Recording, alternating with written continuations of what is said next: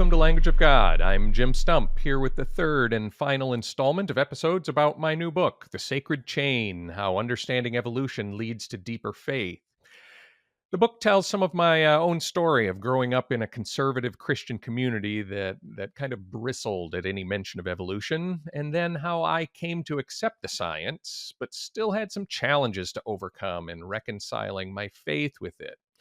I think there's a popular opinion that in order to reconcile faith with evolution, you have to denude your faith or somehow gerrymander it beyond recognition, which results in a flimsy or superficial faith.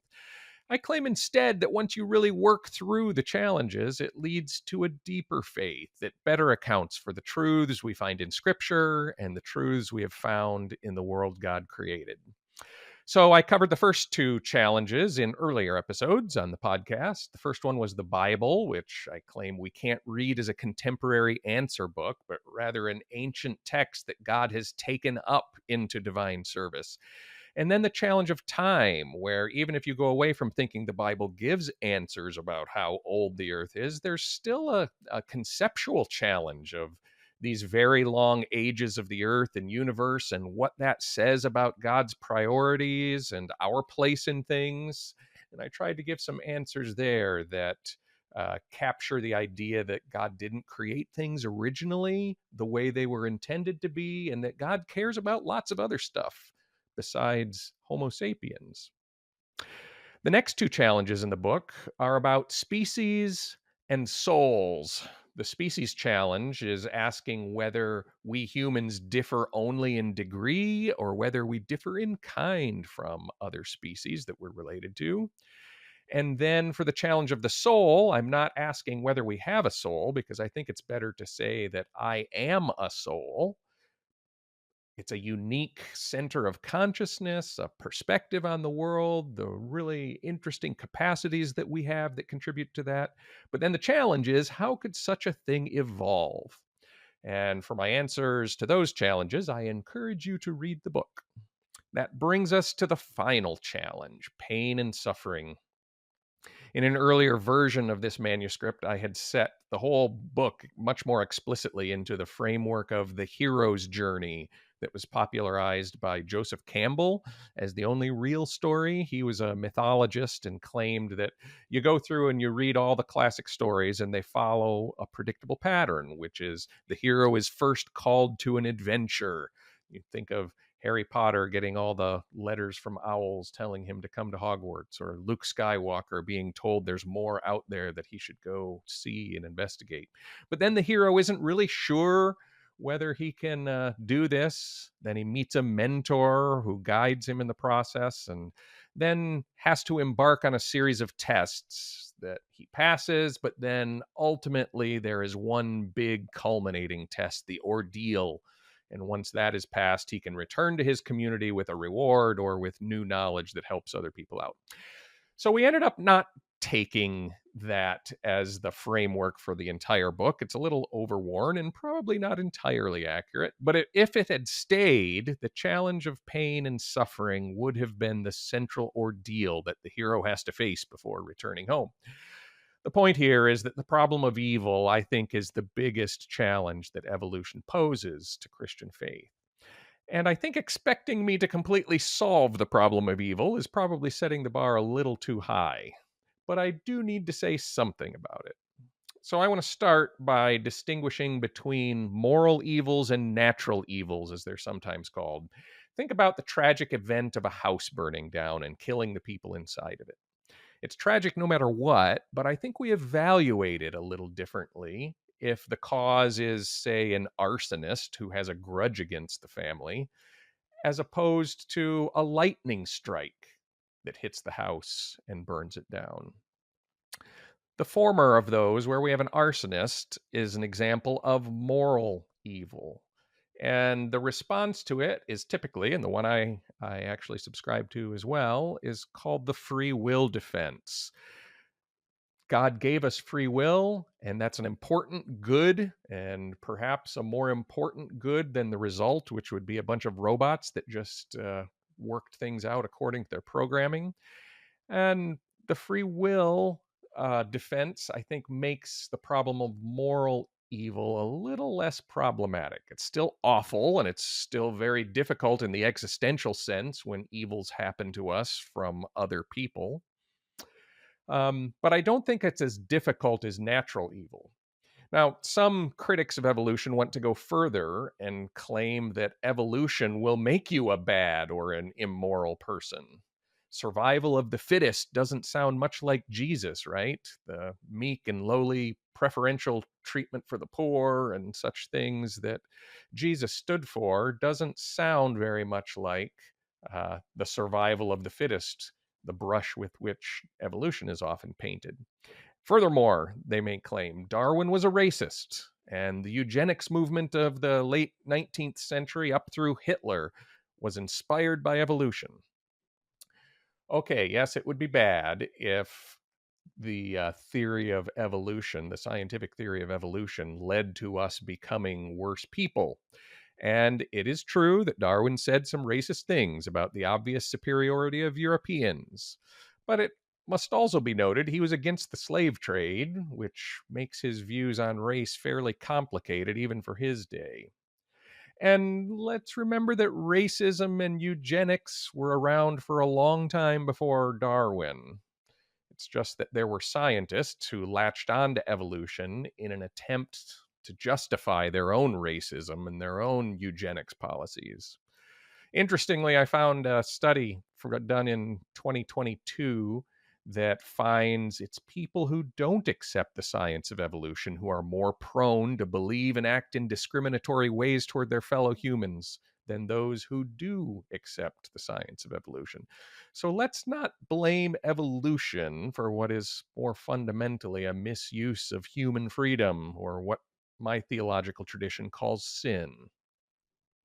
But that leads us to the problem of natural evil, which is the more difficult one, particularly for the problem of evolution. And I think we can set it up with a quote that's often used from Richard Dawkins, describing the state of the natural world. He says, "During the minute it takes me to compose this sentence, thousands of animals are being eaten alive. Others are running for their lives, whimpering with fear. Others are being slowly devoured from within by rasping parasites. Thousands of all kinds are dying of starvation, thirst, and disease. It must be so. If there is ever a time of plenty, this very fact will automatically lead to an increase in population until the natural state of starvation and misery is restored." Well, that's a grim picture of the natural world. First, though, let's get clear that pain and suffering and death are not actually part of the scientific theory of evolution. To get evolution, you just need variation and heritability between parents and children, which we now know comes through DNA, and then natural selection, which means some individuals will have more offspring than others. There's nothing in that about some things needing to die, and especially to die gruesomely. Now, it's true that if things didn't die, the world would get pretty crowded when you've got life going on for billions of years. But in that respect, the pain and suffering faced by evolutionary creationists like me is no worse than that faced by old Earth creationists. Even if each species was created separately from scratch, the way old Earth creationists might believe, the individual organisms still have a lifespan and will end up dying, some by disease, some by predators. It's simply a fact of having very long ages where lots of things live and die. It's the way the world is. So it's fair to ask, why in the world would God create a world where there are things like lightning strikes and hurricanes and cancer and viruses and predators? Again, these are not easy questions for us to answer, but we can point toward some possible answers in noting that, well, dynamic weather patterns are needed to sustain life. And if you have dynamic weather patterns, it turns out you're going to get hurricanes and lightning sometimes. And we need a system of heritability that allows for some variation so that we can adapt to different circumstances. And it turns out that when you have DNA replication do that, sometimes you get cancers and viruses. Predators, do we need these? Well, everything has to eat, but maybe we'll come back to that point. We could ask, why didn't God just create a final perfect heaven to begin with? I think that's an interesting question. What is the purpose of this order of things? And I like to answer that by further asking a further question, which is, well, what kind of people does God want to populate such a place, this final, perfect, eternal heaven? And there we have to think of the difference between the popular vision of heaven versus the Christian vision. The Christian vision is that we will be co heirs with Christ, reigning and ruling. We, God's image bearers here on earth, we're not going to be just whisked away to heaven in the clouds where we play harps for all eternity, but rather heaven comes to earth and we're part of this new creation and we'll have important work to do.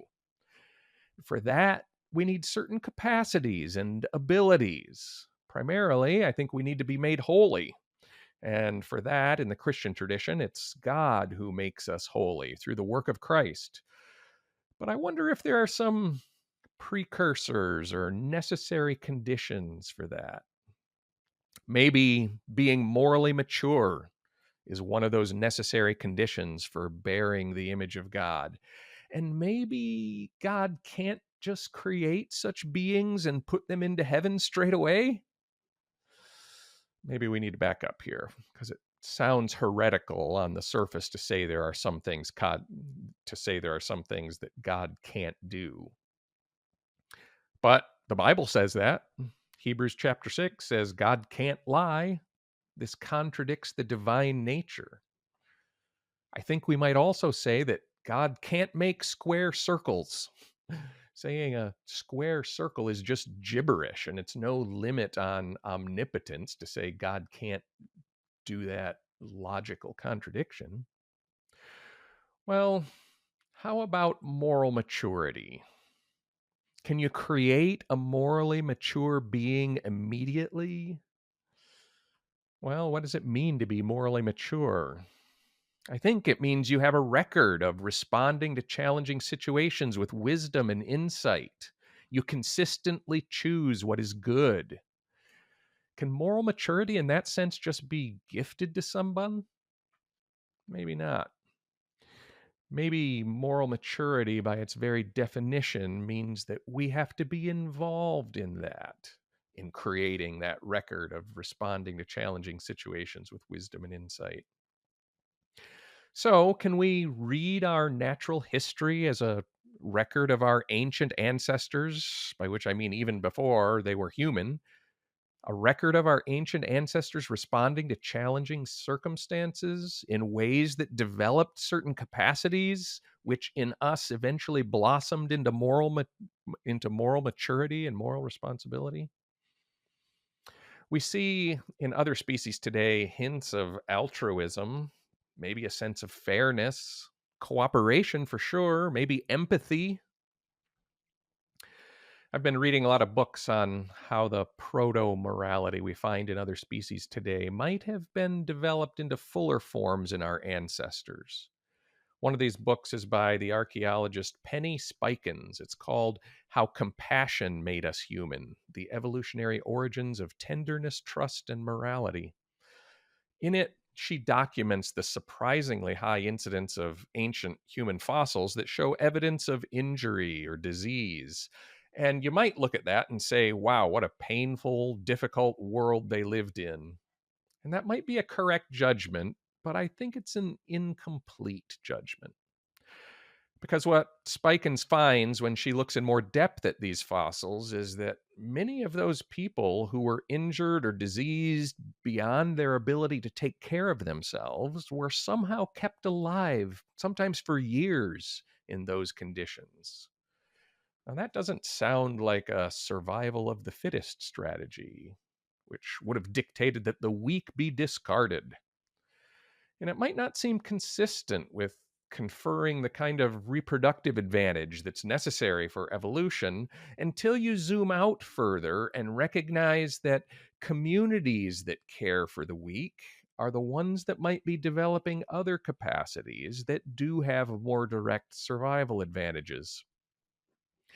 I think this understanding of our evolutionary history is really fascinating and ripe for further investigation into how we became the kind of people we are, how our pre human evolutionary history was necessary for developing moral capacities, and how our ancient ancestors responded to the challenges that they faced.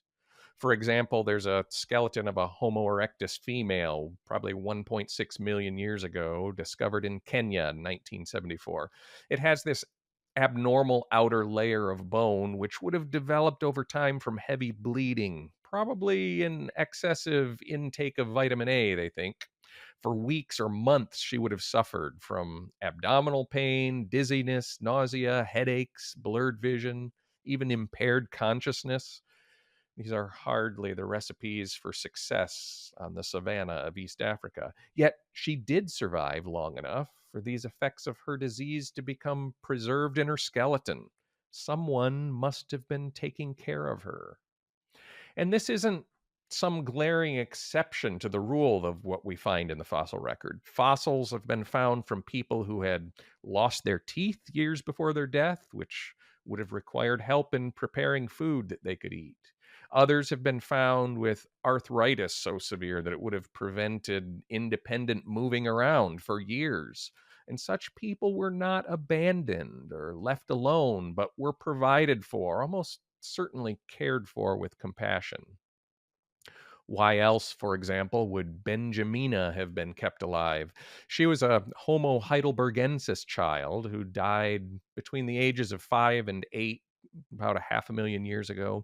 Her skull was found in the Cima de los Huesos site, the Cave of Bones in Spain, along with about 7,500 fossils from at least 28 different individuals. She had a rare condition called craniosynostosis, in which some of the bony plates of the skull fuse together before she's born, which results in a misshapen head, stunted brain growth. Today, when this happens, it's treated with skull reshaping surgery. If it were left untreated, pressure builds up as the brain tries to grow, usually leading to severe complications like blindness and seizures. And yet, Benjamina received enough care from her community to live 5 to 8 years. There's evidence that risky savanna environments that our ancestors found themselves in several million years ago put selection pressures on the need to form lasting partnerships, to form parental bonds with their young, even to fall in love, as romantic love between mates would ensure that they'd stay together and protect their young. Well, one of the striking aspects of this development of greater emotion and compassion is that it was occurring just as the living conditions were becoming more difficult. The climate was becoming more variable, causing food sources to be less predictable. In this increasingly harsh environment, was it the strongest and meanest who survived? Probably some of them did, taking advantage where they could, but it's out of this pressure cooker that modern humanity emerged. Spikins shows that the difficult conditions in the natural world pushed us to develop emotions and learn to control them, to develop art and appreciate beauty, to become compassionate. These are the capacities we tend to think of as most uniquely human, at least in their fully developed forms. And they came about because of the challenges. So, I'm saying it's a response to the problem of natural evil to say that maybe God used these long ages of evolution to bring it about that creatures like us would exist and come to have the capacity for moral responsibility. I think this is a better answer to the problem of natural evil than old earth creationism has, because the challenging circumstances in our world's history were directly contributing to the kind of creatures we would become through the evolutionary inheritance of these properties from our ancestors. I also think it's a better answer than young Earth creationism has, because they have to deny the clear record of Earth's history before human beings were around to sin. And I think there are all sorts of problems in saying that all the bad things started happening in the natural world when Adam and Eve, who were portrayed as two innocent and naive humans who didn't yet know right from wrong, when they ate a piece of fruit. How about atheists? Do we have a better answer for the problem of pain and suffering than atheism has? Well, this is the rationale that many atheists use for why they came to their views, but I wonder if they have an equally difficult problem of goodness. That's another topic, I suppose. Now, there are some challenges to the position that I've tried to lay out here. The first one, we might say God used evolution? Isn't that also a contradiction in terms, like square circles? I'm trying to affirm that God intentionally created humans, but is that like saying God creates square circles? Because isn't evolution inherently random? And how could God intentionally use it to create something? Well, that's some of the rhetoric that's been used to claim that it's illogical to affirm both the science of evolution and a creator God who might somehow bring about a desired conclusion. If evolution is random, they argue, then it could end up anywhere. And it's not hard to find legitimate evolutionary scientists who have said essentially that. Back in the 1980s, the great American evolutionary biologist Stephen Jay Gould famously argued that if we could rewind the tape of life and play it again a million times, we wouldn't end up with anything like Homo sapiens again. But then more recently, Simon Conway Morris, a paleobiologist at the University of Cambridge, has become the poster child for convergent evolution. Convergent evolution is the phenomenon that the same structures evolve independently from different starting points. For example, wings have evolved independently on birds and bats and insects. The eyeball of a giant squid looks and functions very much like ours, even though our common ancestors had nothing of the sort. Conway Morris and his colleagues have found hundreds and hundreds of these convergences, and he thinks they point to some deeper constraints in how things evolve, perhaps responding to this challenge that evolution is inherently random. I talked with him on the podcast about his newest book called From Extraterrestrials to Animal Minds: Six Myths of Evolution. And one of those myths is that evolution is random. What's most amazing about the history of life to him is how few of the possibilities for how life could evolve have actually occurred. Here's what he says. I entirely agree that there are things which are, in principle ought to evolve and haven't. But when I consider the overall ubiquity of convergent evolution, I'm more persuaded that, in fact, the number of options available is really very small indeed. And I say that in a context to do with sort of what's called combinatorics. In other words, if you think about all possible alternatives in a biological system, the numbers turn out to be staggeringly big. I mean, as cosmologists get very excited about the number of elementary particles in the visible universe. I don't know, something like 10 to the 90. Well, that from a biological perspective is small change. No, we're dealing with truly immense numbers. 10 to the 200, 10 to 200. These are 250. These are unimaginably gigantic spaces, so to speak. And the received view, possibly correctly, is that on any particular planet, perhaps because the starting conditions are slightly different, you'll end up with a set of solutions, but they will be utterly unlike what we see on this planet. But all we can say, so far as the Earth is concerned, is that it looks as if the number of, if you like, habitable nodes is a minute fraction of all theoretical possible alternatives. It's absolutely tiny. It's, if you like, let us say 10 to the 4 versus 10 to the 250. And anybody who's familiar with orders of magnitude and so forth will realize that, one is infinitesimally tiny and the other one is immensely enormous. So my view would be that overall, the number of total solutions is a very, very small fraction of what in principle might evolve, but in point of fact never can. Mm, But the other thing would be that I would certainly go so far as to say, and as I have tried to articulate in a very unsatisfactory manner, could it be that convergence, if you like, is reflecting a deeper order of organization?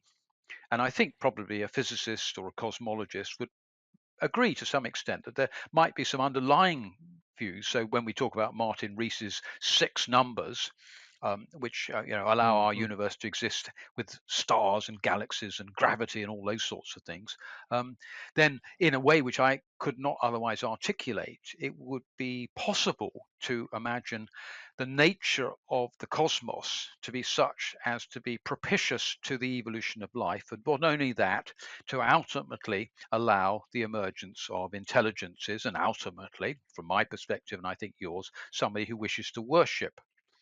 mhm, And from an evolutionary viewpoint, one could point out, which I think is sometimes a little bit underappreciated, that a good part of the heavy lifting you need to make complex forms or complex structures, such as a nervous system, have actually evolved in relatively simple organisms. I say relatively simple. So, in other words, some of the building blocks for the nervous system have evolved in single-celled creatures. And there's nothing very mysterious about this. It's they need these vesicles and things like that in the same way as we employ them as part of the operation of our nervous system. But having said all that, I think that although, as I've argued in the past, I'm very happy to see a congruence between the nature of how we find ourselves to be.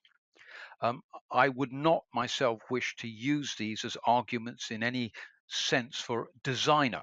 Um, I think mm, that appreciation has to come from a metaphysics, and mhm, of course, if one subscribes as I and you do to the Christian narrative, to indeed historical evidence and all the rest of it. But that is a property of humans. In other words, we can explore that in due course. It's not to say the animals are, in some sense, irrelevant. In fact, rather the reverse. But even so, um, once you see a sort of fine tuning argument beginning to sort of wedge its way in here, I not so much nervous as I just say, well, hang on a moment, let's step back a minute and decide, what is the totality of what we're trying to understand, and how come we ourselves have even the glimmerings of understanding it? mm. Okay, so you at least suggested in the book and mentioned a little bit earlier that there very well could be deeper principles at work in biology than we have yet discovered. And in the book, you compared this even to something like the periodic table of elements in chemistry that gives this underlying order. What what would this look like in biology? Or we don't if we can't answer that, what would a deeper order help us understand in biology? Well, if only I could answer that question properly. I'd have a telephone call There's in your the Nobel, in the next 10 your minutes Nobel from Prize. the Nobel Committee in Sweden. Yes, sorry, I really must go. I do apologise. Um, the the the the idea of a sort of, if you like, something analogous to a periodic table, I think goes back to a very remarkable Soviet biologist called Nikolai Vavilov, who actually basically perished in Stalin's Russia in the Second World Mm, War. And he was interested in fact, in the evolution of grasses, as so happened. But again, he realized that there was an awful lot of excluded forms which might exist but don't, and therefore saw, if you like, a recurrence of pattern. And if you see a recurrent pattern, then you might, as you already have suggested, see something which hints at a deeper order. But how to articulate that order, of course, is much more difficult, because I can give an empirical description at some level. But the problem with biology, at least in part, is that it's comparing apples and oranges, and one thing which really doesn't look very similar to another. And we can go and look at a cellular level where there is a basic identity, and we can look at convergences. So things which look rather dissimilar turn out, in fact, to be remarkably similar. But knitting that into a general theory, to date have not been able to articulate it in any coherent fashion at all. It is almost mm, an instinct, that underneath what life evolves along, there is, if you like, an underlying melody, for want of a better word.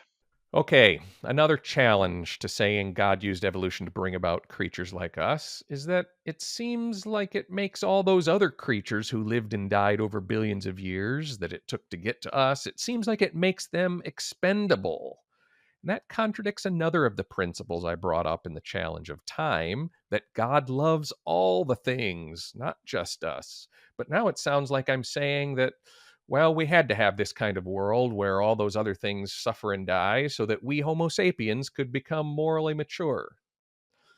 What does that do to these other things and their value?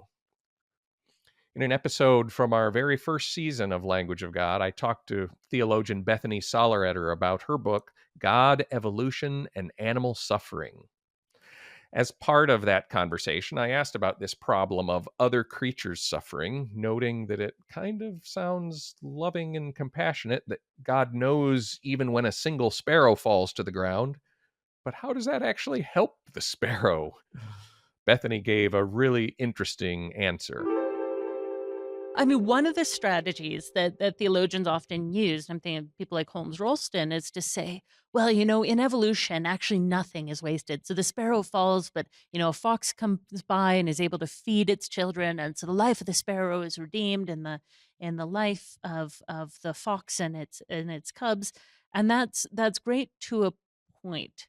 But you have this question of the individual suffering. And I think Jay McDaniel really brings this to light in his book of God and Pelicans. He talks about how pelicans tend to have two chicks, lay two eggs, both hatch, and the parents have the strategy of only raising one. So generally, that's the older chick who will push the younger chick out of the nest, or sometimes the parents will just stop feeding the younger one, ignore it until it dies of starvation. And you sort of think, here's this poor little chick, and its primary categories of relationship, its parents and sibling, will not care for it, have no fellowship with it. Its life is one of neglect. And so Jay McDaniel kind of throws this down as a gauntlet, like, tell me what you're going to do with this. He actually wouldn't do that. He's such a lovely guy. But I think the question of individual suffering is where this gets the most real. And apart from those sort of ideas of ecological redemption, that its life will not be wasted, you then need to move beyond the realm of what we see. And so several theologians like McDaniel, like Christopher Southgate, have said we need some sort of pelican heaven. Mhm. We need some redemption that goes for the individual, where they experience the flourishing that they didn't have. And I think that's really good. The one thing I would say is that doesn't go far enough. Redemption isn't just compensation. Redemption is a whole new creation. So it's not, if we have an animal heaven, it can't just be for those who suffered and didn't find flourishing here. It needs to be for every creature God loves, which I think is every creature. So I've played with the idea of sort of bio-universalism, leaving a human exception where humans have a choice whether they want to buy into this or not. But for the rest of creatures, that there will be a future flourishing for them, where the suffering will be transmuted into something glorious, the same way that the tragedy of the cross, the tragedy of the innocent suffering of Jesus, becomes something glorious after the resurrection. That's a beautiful vision of the kingdom of God and its fullness. And then the questions might become, what is it for a predator to flourish in the kingdom of God? Are there still prey for that predator, or is that too transmuted into something different that the lions do start eating Yeah. grass? Well, there's great disagreement about this. I mean, any theological topic, there's usually great disagreement. So the disagreement is, and it's really, I think, of sort of David Clough and Chris Southgate as primary sort of people who disagree on this, is David Clough says, if it's God's kingdom, it has to be a peaceable kingdom. And I go, yeah, that's right. And then you have Chris Southgate saying, well, a lion devoid of all of its instincts, how is that still a lion? Right. To what extent is identity tied up with the instincts and the body, the whole sense of its body? is made for this sort of thing. So he would suggest that, well, there might still be hunting in heaven. It will be devoid of all the pain and the suffering and the anxiety of starvation on the part of the lion um, and of anxiety and fear and the sense of needing to survive on the part of the prey. So it may be more like a great game of tag. And I've, the eternal pursuit and the eternal hunt and all a joyful relationship. I've sort of taken that and said, actually, we have an analogy of that here on Earth. Humans used to use their athletic ability to hunt primarily. Hmm. That's what it was for, or, fighting for a mate or something like that. We don't usually do that anymore. We use that for sport. So maybe there's some analogy of, lion Interesting. tennis in heaven. Because if you look, I don't know if you've seen Simone Biles do her stuff in the Olympics. She's, an extraordinary gymnast. And I think what she is doing with her body is the human body transcendent. It's more amazing than any hunter or any warrior has ever done throughout all of history.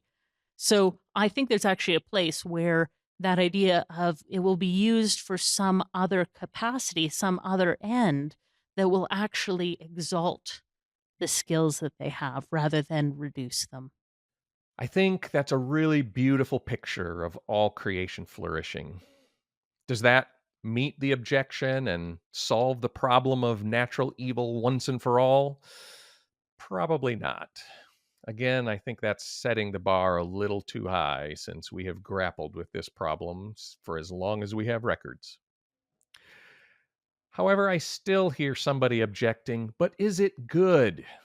Is that world that Dawkins describes where animals are all dying horrible deaths, is that really a good world as we're committed to believing God would create? Well, I have one more response. Like all of these challenges I faced in the book, I find a guide to help me sort things out. The guide for this last challenge is the French mystic and philosopher Simone Weil. Central to her understanding of pain and suffering is the claim that the act of creation, of giving existence to something else, must be understood as God withdrawing the divine being from that creation.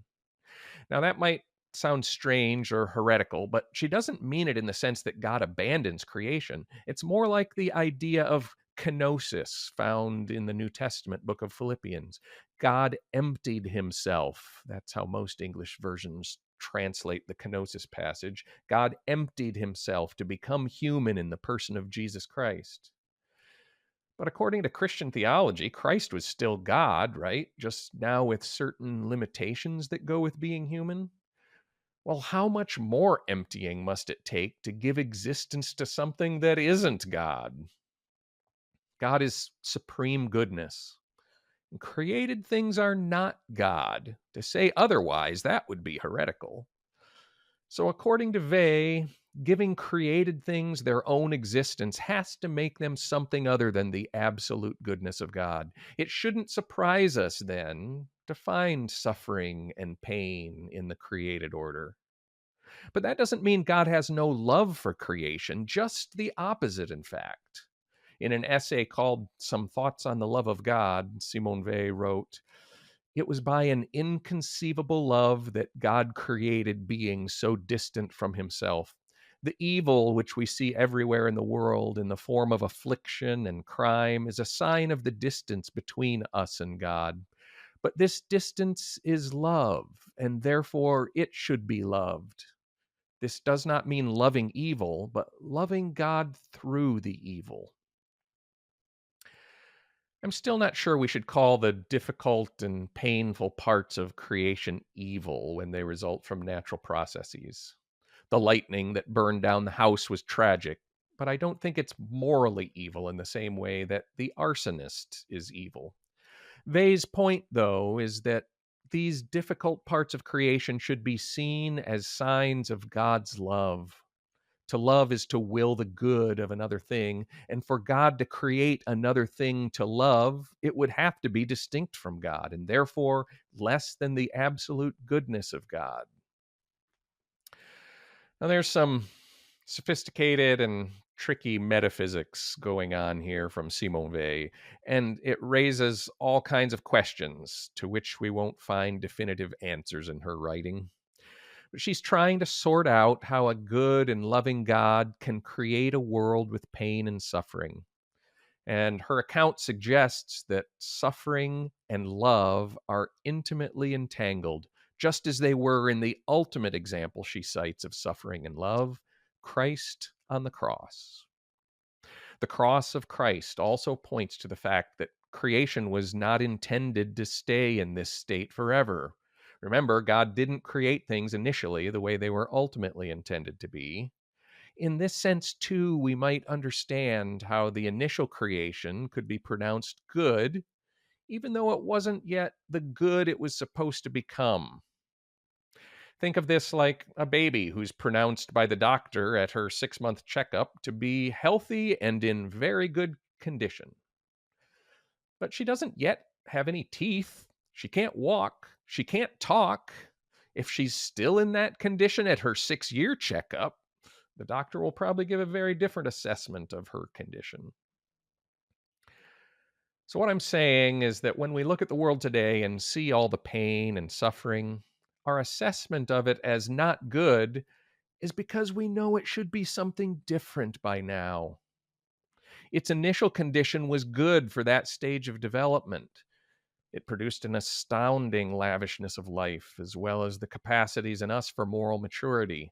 But it wasn't intended to stay that way, and it was our sin that has prevented it from becoming what it was intended to be. But we've been prepared through our evolutionary journey to contribute to the world becoming what it was ultimately intended to be. So let us exercise that role even as we wait for God's ultimate consummation of history. Well, that's about all I have on the topic. Again, the book is called The Sacred Chain: How Understanding Evolution Leads to Deeper Faith. I'd be incredibly honored if you gave my book a read, and I'd be very happy to hear what you think about any of it. I'm pretty easy to find on the BioLogos website, and there's contact information there. Drop me a line. Let me know how it strikes you.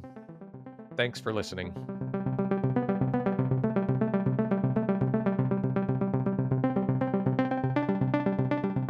Language of God is produced by BioLogos. It has been funded in part by the Fetzer Institute. Fetzer supports a movement of organizations who are applying spiritual solutions to society's toughest problems. Get involved at Fetzer.org. And by the John Templeton Foundation, which funds research and catalyzes conversations that inspire people with awe and wonder. And BioLogos is also supported by individual donors and listeners like you who contribute to BioLogos. Language of God is produced and mixed by Colin Hugerwerf. That's me. Our theme song is by Breakmaster Cylinder. BioLogos offices are located in Grand Rapids, Michigan, in the Grand River watershed. If you have questions or want to join in a conversation about this episode, find the link in the show notes for the BioLogos forum, or visit our website, biologos.org, where you'll find articles, videos, and other resources on faith and science. Thanks for listening.